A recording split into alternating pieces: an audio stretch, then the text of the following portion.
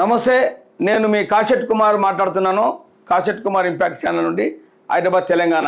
మన నరేంద్ర మోడీ గారు ఏం చేసేది దీంతో నిరూపిస్తారు. ఒకసారి చూడండి. ఇది కూడా మీరు భారత్కు భారీ విజయం, ప్రధాని మోదీ చాకచక్య ప్రపంచ వేదికపై బ్రిటన్ ఓటమి, ప్రధాని మోదీజీ ప్రపంచవ్యాప్తంగా సంబంధాలను ఎలా నిర్పరుచుకుంటారో చెప్పడానికి ఒక ఉదాహరణ. మీరు ఒకసారి చూడండి. బ్రిటన్లో 71 ఏళ్ల గుత్తాధిపత్యాన్ని బద్దలు కొట్టిన భారతదేశం. దీనికి అంతా ఒక 6 నెలల నుంచి నరేంద్ర మోడీ గారు చాలా ప్రపంచ దేశాలు అన్ని కలిసి అసలు మొత్తం 193 దేశాల ప్రతినిధులను సంప్రదించి సులువుగా గెలుస్తామన్న బ్రిటిష్ అభ్యర్థిపై భారత వైఖరిని వివరించాడు. చూడండి ఒకసారి. 11వ రౌండ్లో ఓటింగ్లో జస్టిస్ దల్వీర్ భండారీ జనరల్ అసెంబ్లీలో 193 ఓట్లకు 183 ఓట్లు మరియు యుఎన్ భద్రతా మండలిలో 15 ఓట్లకు 15 ఓట్లు వచ్చాయి. జస్టిస్ బల్వీందర్ భండారీ 99 ఏళ్ల పాటు ఈ హోదాలో కొనసాగుతారు. ఈ 183 దేశాలు భారతదేశానికి ఓటేశాయి. మరియు ఒక్కటి కూడా అంతా మోడీ భక్తులే. చూడండి మీరు. కాదు అనటానికి ఏ ఆలోచన లేదు. భారతదేశంలో మన మోడీ గారు ఎలా ముందుకు తీసుకుపోతున్నారో ఒకసారి చూడండి మీరు. ఎందుకంటే ఇదంతా మీరు చేసిన ఒకసారి చూడండి. ప్రపంచ దేశాలు ఏం చేస్తున్నాయి, మన భారతదేశం వైపు ఎట్లా ఉన్నారు. ఇప్పుడు వాళ్ళందరూ కొట్టుకుంటా ఉన్నారు, అందరితో మనకు మిత్రుత్వం ఉన్నది. అయితే మన భారతదేశంలో ఉండి కూడా మనకు సహకరిస్తలేరు. ఇవన్నీ ఎందుకు చెప్తున్నంటే ఇదంతా కూడా మన ప్రజా జీవనానికి నాశనానికి ముప్పు. అందుకే మోడీ ఏం చేస్తున్నాడు, ఆయన ఆస్తులు సంపాదించుకుంటున్నాడు. అటువంటి వాళ్ళు కొంతమందిని ప్రతి ఒక్క రాష్ట్రంలో కూడా ముఖ్యమంత్రులు చేస్తూ ఉన్నారు. ₹1 తినకుండా ప్రజల సంక్షేమం కోసం, ప్రజల కోసం, మన డెవలప్మెంట్ కోసం ఇవన్నీ ఆయన ఒక ఆలోచన కొద్దీ చేస్తూ ఉన్నాడు. ప్రతి ఒక్క రాష్ట్రంలో ఎవరు ముఖ్యమంత్రి చేయాలి, ఎవరిని ఏం చేయాలి, ఎవరు రాష్ట్రపతిని చేయాలి, ఎవరిని గవర్నర్ చేయాలి, అటువంటి వాళ్ళను కరప్షన్ లేని వాళ్ళని తీసుకొచ్చి పెడతా ఉన్నారు. దీనికి వీళ్ళు జీర్ణించుకోలేకపోతున్నారు. ఇతర పార్టీ వాళ్ళు, ప్రజల పార్టీ వాళ్ళు ఏంది డెవలప్మెంట్ కోరుకోవాలి. ఒకసారి గెలిచిన తర్వాత మళ్ళీ ఎలక్షన్కు ఒక 6 నెలల ముందు దాకా మనం ఏం మాట్లాడకుండా ఇది చేయి అది చేయాలని తట్టు ఉండాలి.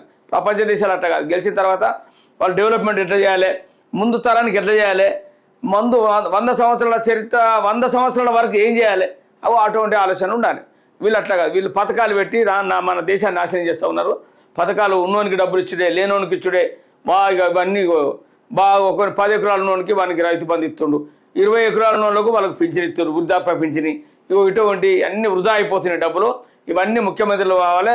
ముఖ్యమంత్రులు తీసుకుపోయి వాళ్ళందరికీ వాళ్ళ కలెక్టర్లకు వివరించాలి. ఎటువంటి తప్పుడు పనులన్నీ వాళ్ళు వినరు. వీళ్ళు ఓటు బ్యాంక్ కోసం మన దేశాన్ని కిందికి తోవ తీసుకొచ్చే ప్రయత్నం చేస్తూ ఉన్నారు. మోడీ గారు ఏం చేశారు చూడండి. ఇప్పుడు ప్రపంచ దేశాలన్నీ ఎక్కడ ఏం చేయాలి, ఏ దేశంలో ఏం చేయాలి, ఏ దేశంలో ఎలక్షన్స్ వస్తున్నాయి, ఆ ఎలక్షన్లో మనం ఎట్లా గెలపాలి, దాని మీద వీళ్ళు కసరత్తు చేస్తారు. మన భారతదేశం వాళ్ళు నిద్రపోకుండా తిరుగుతున్నాడు. పాపం ఆయన 18 గంటలు 2-3 గంటలు పడుకుంటారు కావచ్చు. ఎక్కువ జర్నీలు కూడా పడుకుంటూ ఉంటాడు ఆయన ఎక్కడికి పోతే. చెప్తున్నా, ఇటువంటి వర్క్ చేసేటోను భారతదేశం ఇటువంటి వ్యక్తి ఉన్నాడా అని ఈరోజు తెలుసు. ఒక స్వామి వివేకానందుడు, సుభాష్ చంద్రబోసు, వీళ్ళందరూ ఎందుకు మన దేశం కోసం చేస్తున్నారు, సనాతన ధర్మం కోసం చేశారు. సనాతన ధర్మంలో ఏముంది? ఇప్పుడు ప్రపంచ దేశాలను చూడండి మీరు ఒకసారి. వేరే దేశాల్లో కూడా ఇవన్నీ చూస్తూ ఉన్నారు. నిన్న ఒక ఆమె, జపాన్ ఆమె, సనాతన ధర్మం కోసం గుహలో పోయి ధ్యానం చేసుకుంటూ ఉన్నది. ఈ జీవితం ఇంతే చాలు, ఇక నాకు ఏదొద్దు అని ఒక మైండ్లో వచ్చిన తర్వాత ఒక దేవుని ధ్యానంలో ఉండి వాళ్ళందరూ దానికి కట్టుబడి ఉంటారు. ఆ దేవుని ధ్యానంలో ఉంటే ఎవరికి మోసం చేసి ఉంటుంది కదా, ధ్యానం చేసుకుంటుంటారు. వాళ్ళు ధ్యానం చేసుకుంటా ఎవరికి మనం సేమ్ ఒక గోమాత లెక్క ఇంత గడ్డి తిని పాలిచ్చినట్టు వీళ్ళు కూడా అది జనం కొంతమంది చాలామంది అట్లా మారుతూ ఉన్నారు. వీళ్ళందరూ చాలామంది కరప్షన్ లేనప్పుడు ఈ భారతదేశం బాగా డెవలప్ అవుతుంది. ప్రపంచ నెంబర్ 1 అవుతుంది. కంపల్సరీ కాబోతున్నది.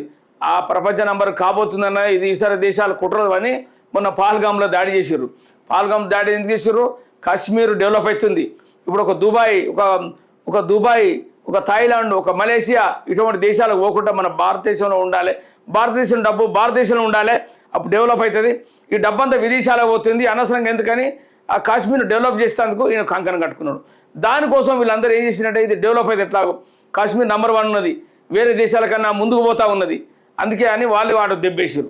భయపడి ప్రజలందరూ అటు పోవద్దు, అటు డెవలప్మెంట్ కావద్దు అని మన వాళ్ళు కొంతమంది కుట్రలు చేస్తూ ఉన్నారు. దానికి వీళ్ళు ఏది చేసినా కూడా ఏ మోడీ గారు ఆగరు. ఆ మోడీ కన్నా మించిన వాళ్ళు ఇంకా ఉన్నారు, చాలామంది వస్తారు. ఎందుకంటే అప్పుడు ఈ 60 ఏళ్ళ పరిపాలన నాశనం చేసినట్టు. ఇంట్లో 60 ఏళ్ళల్లో 10 సంవత్సరాలు 15 20 సంవత్సరాలు బీజేపీ ఉన్నది. ఆయనతో మన హిందుత్వం బతుకుతూ ఉన్నది. ఆ డెవలప్మెంట్ అవుతూ ఉన్నది. ఎప్పుడో ఒకసారి బీజేపీ ఇప్పుడే 1980 వస్తే అయిపో, ఇప్పటికి మన భారతదేశం నంబర్ 1 పొజిషన్లో ఉండు. మీరు అందరూ యూత్ అంతా దయచేసి చెప్తున్నాను, యూత్ అంతా కట్టుబడి ఉండండి. ఒక డెవలప్మెంట్ కోరుకోండి. ఎవరు మంచిగా పనిచేస్తారో వాళ్ళకి ఓట్లేయండి. నేను వీళ్ళకి వాళ్ళకి వేయాలని అనట్లేదు. వీళ్ళన్నీ ఒకరికొకరు తనుకుడు గుద్దుకుంటూ కాడ సరిపోతూ ఉన్నది. నేను ఏం మాట్లాడను, వేరే పార్టీల గురించి మాట్లాడను. మన డెవలప్మెంట్ గురించి, మన సనాతన ధర్మం గురించి, మన హిందూ మతం గురించి మాట్లాడుతున్నాను. ముస్లింలు కూడా చాలామంది మంచి వాళ్ళు ఉన్నారు. నేను వాళ్ళని తప్పు పడతలేను. ఎందుకంటే వాళ్ళ వల్ల కూడా చాలామంది హిందూ ధర్మం పాటిస్తూ ఉన్నారు. ఈ గొడవలు వద్దు అని అనేటోళ్ళంతా ఆ ఓల్డ్ సిటీ నుండి ఇక్కడ మా దగ్గర చాలామంది ఉన్నారు. ఇప్పుడు హిందూ అరణ్యంలో చాలామంది ఉన్నారు. ఎందుకు చెప్తున్నట్టే, గొడవలతో పోతే నష్టాలే అందరికి. అన్ని మతాలకు నష్టమే, భారతదేశానికి డెవలప్మెంట్కు నష్టమే. ఇవన్నీ నేను ఏం చెప్పాను, ఇవన్నీ మీరు ఆలోచించుకొని దయచేసి. జై హింద్, జై గోమాత.